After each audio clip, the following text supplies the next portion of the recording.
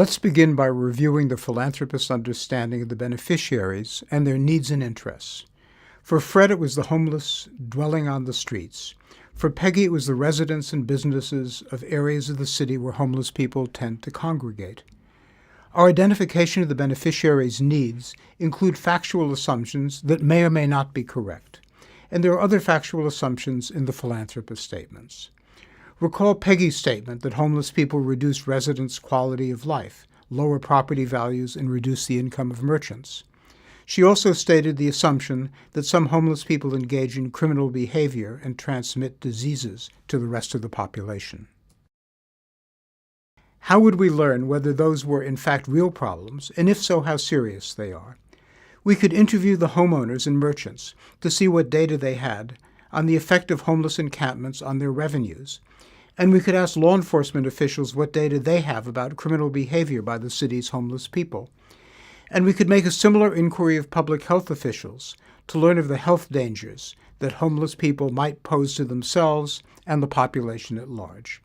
In all of these inquiries, we don't want their impressions, rather we want reliable data.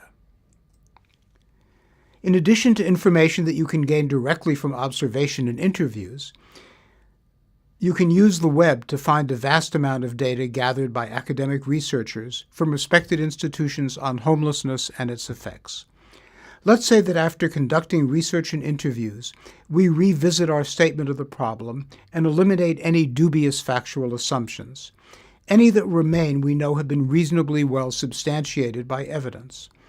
What do the problem statements sound like now?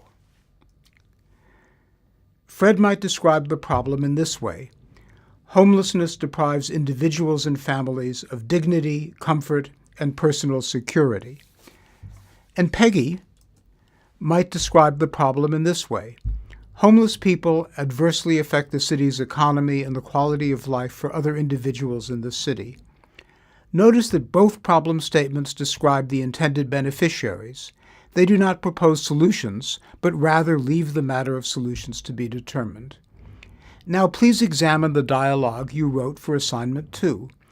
Building on the information revealed in the dialogue, you will now write a description of the problem that your organization is trying to solve, while minimizing dubious factual assumptions and avoiding including solutions in the problem description in Assignment 3.